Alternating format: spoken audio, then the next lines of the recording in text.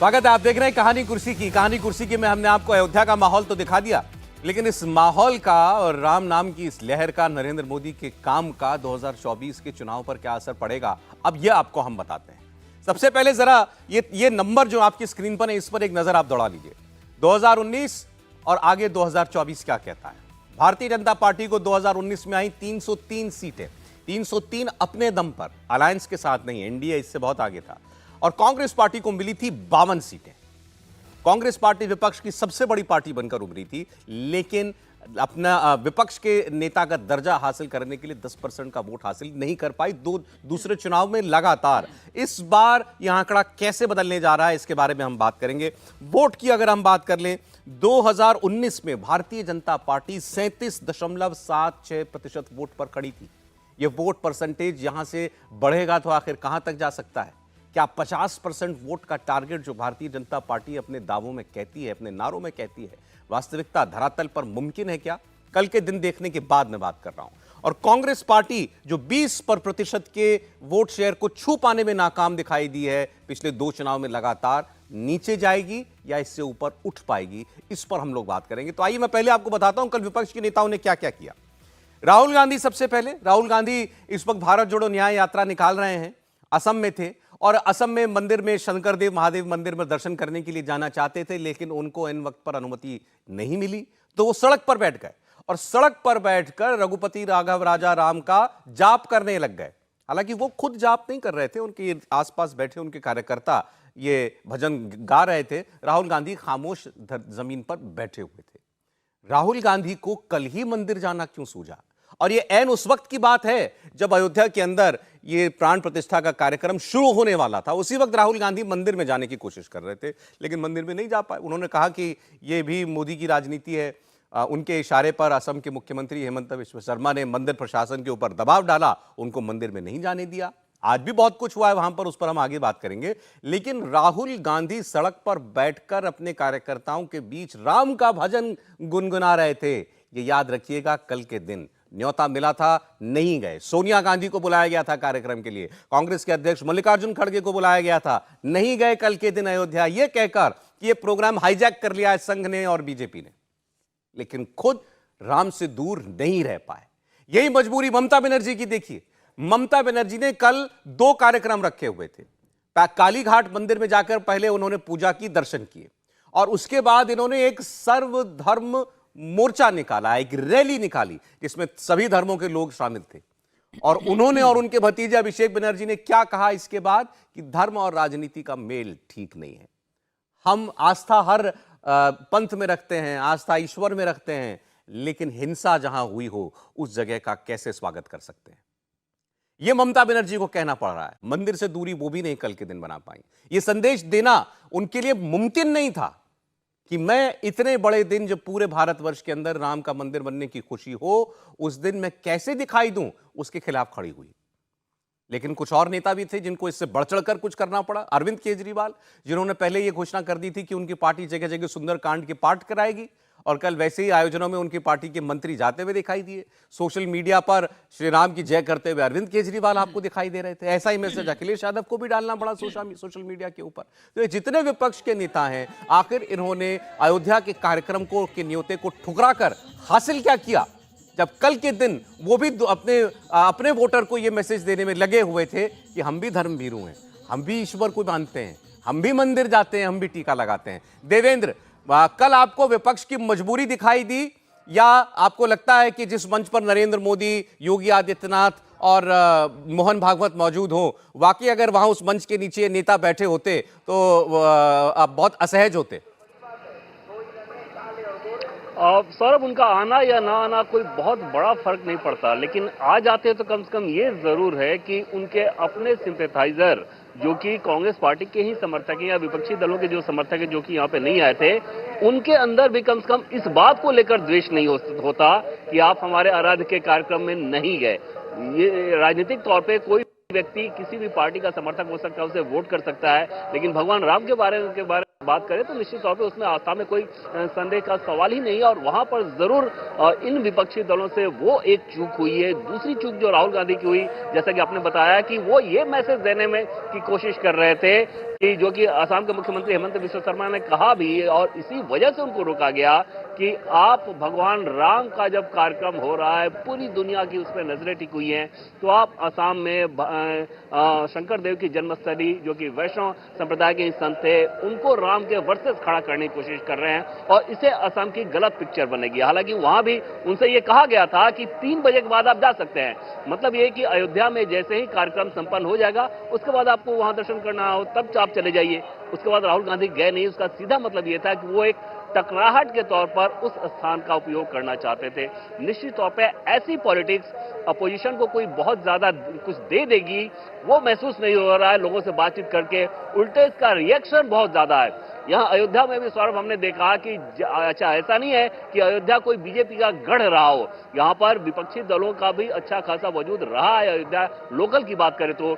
लेकिन जब जब यहाँ पर कार्यक्रम में कांग्रेस पार्टी का कोई भी नेता राम मंदिर को लेकर संबंध में कोई भी बात कहता था तो उसे एक हुटिंग का सामना करना पड़ता था और ये चीज विपक्षी दलों के लिए निश्चित तौर पर चिंताजनक होनी चाहिए थी 22 जनवरी को अपने रुख को लेकर, लेकिन वो चिंता करते हुए नजर नहीं आए।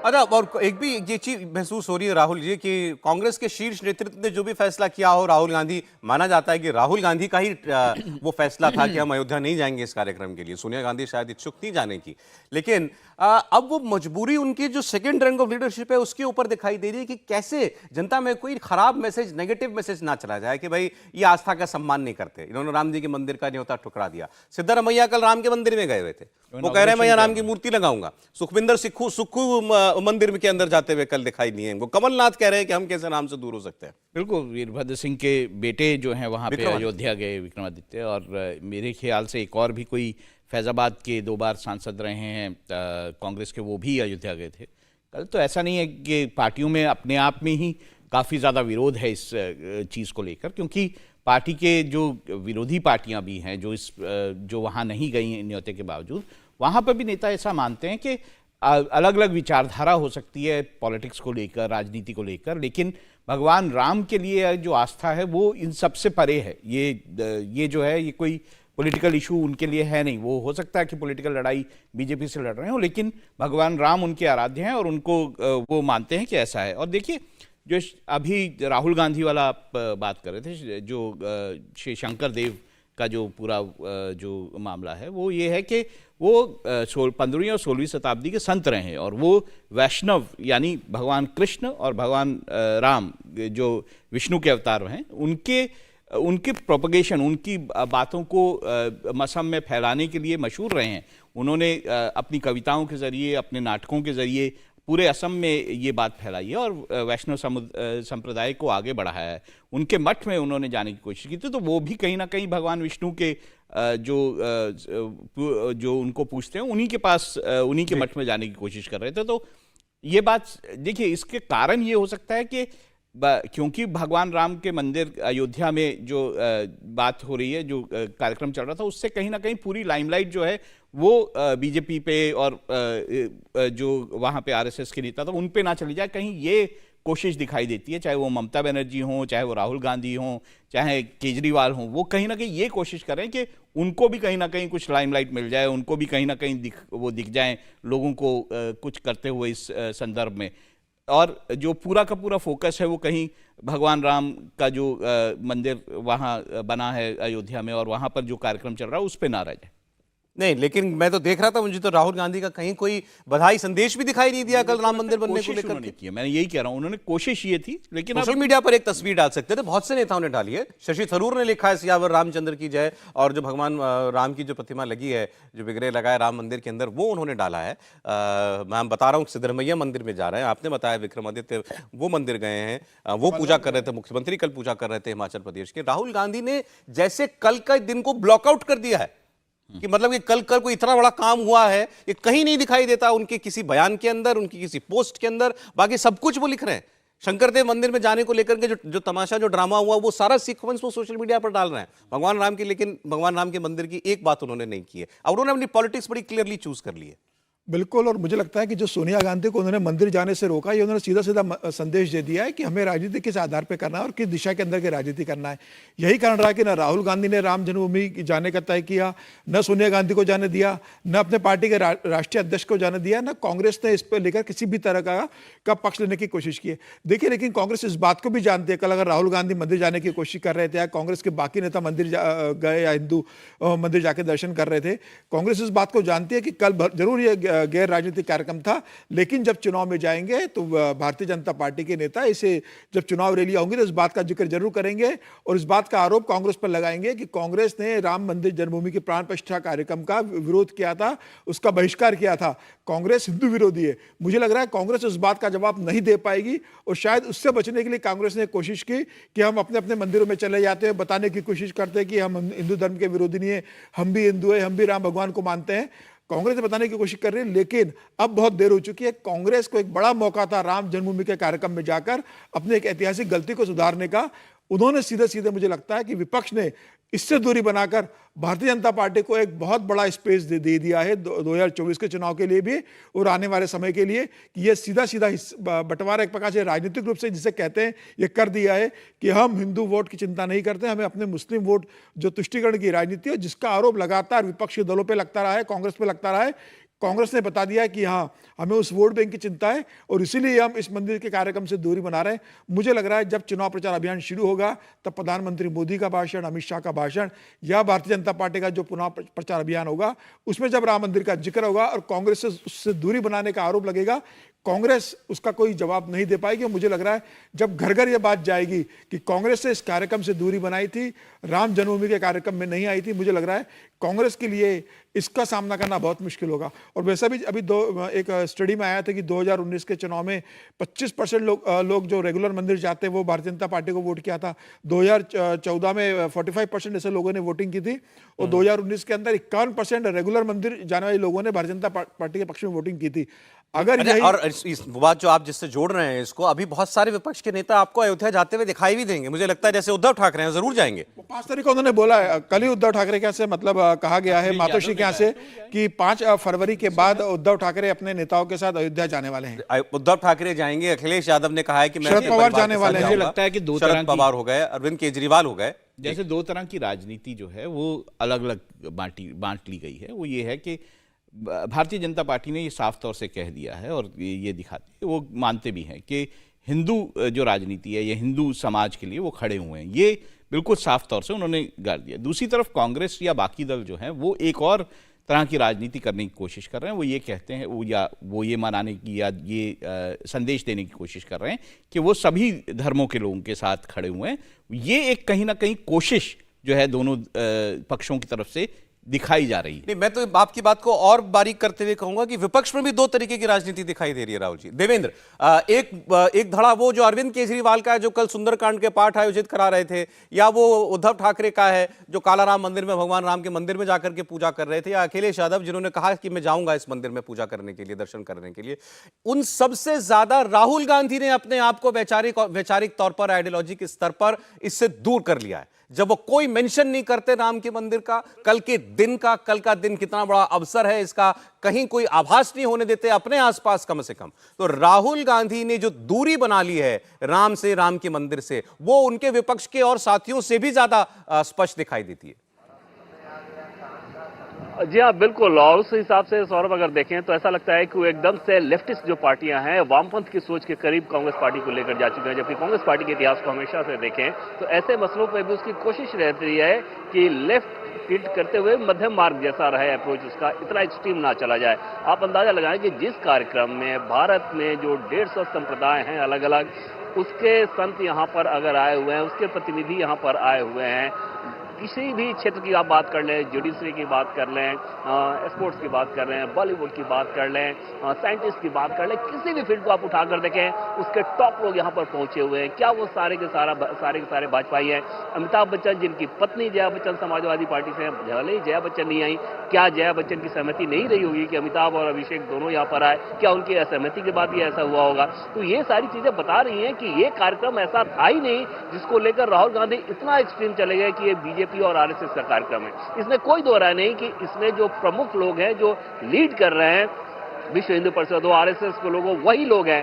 बीजेपी उनको सीधे सीधे बैक कर रही है, इसमें कोई दो राय नहीं। लेकिन ये कार्यक्रम भगवान राम का कार्यक्रम था, उस लिहाज से इसको लेकर अपना स्टैंड क्लियर करना चाहिए था। लेकिन सौरभ, मुझे ऐसा लगता है कि शायद राहुल गांधी की ये सिर्फ विचारधारा का मसला नहीं, बल्कि उनकी रणनीति का मसला इस रूप में है कि भले ही वो ये दिखा रहे हैं कि वो नरेंद्र मोदी से लड़ रहे हैं, बीजेपी से लड़ रहे हैं, लेकिन उनकी असली लड़ाई अपने सहयोगी क्षेत्रीय दलों के साथ इस रूप में हो रही है कि जो माइनॉरिटी वोट बैंक कभी उनका हुआ करता था, वो कांग्रेस पार्टी से छिटक कर दूसरी जगह चला गया है। और चाहे बिहार की बात कर ले, चाहे उत्तर प्रदेश की बात कर ले, चाहे पश्चिम बंगाल की बात करें, इन राज्यों में शायद वो ज्यादा फोकस करके और इस तरह से एक्सट्रीम स्टेप उठा रहे हैं। और जो आरोप लगता है कांग्रेस पार्टी के ऊपर कि मुस्लिम अपीसमेंट करने की कोशिश करती है, शायद ये इनडायरेक्ट मार्फत उस रूट का वो चयन कर रहे हैं। उनको शायद ये समझ में आ रहा होगा कि पहली बड़ी चिंता हमारी ये होनी चाहिए कि माइनॉरिटी वोट जो कि कांग्रेस पार्टी से छिटक के कहीं और चला गया, उसको लेकर वापस आया जाए। और उसको दिखाने के लिए ये जरूरी है कि आप नरेंद्र मोदी से लड़ रहे हैं, बीजेपी से लड़ रहे हैं। क्योंकि अगर नरेंद्र मोदी और बीजेपी से लड़ना होता तो राहुल गांधी की एक कोशिश होती है कि जो बीजेपी और नरेंद्र मोदी का वोट बैंक है, उसमें से अदमारी करने के लिए अपना रास्ता बनाया जाए, जो कि अरविंद केजरीवाल जैसे नेता कोशिश करते नजर आते हैं। वो काम राहुल गांधी नहीं कर रहे हैं। उससे समझ में आता है कि शायद रणनीति कुछ और है। सहमत है आप राहुल जी? बिल्कुल। देखिए, काफ़ी हद तक देखिए अरविंद केजरीवाल तो हर उस चीज़ में, देखिए अगर आप अरविंद केजरीवाल की राजनीति देखेंगे तो जिस प्लैंक को लेकर बीजेपी ने कांग्रेस पे हमला किया था, देखिए 2014 में चुनावों से पहले अगर आप देखें तो बीजेपी बहुत आक्रामक थी कांग्रेस को लेकर, उनके करप्शन के मामलों को लेकर, उनके भ्रष्टाचार के मामलों को लेकर।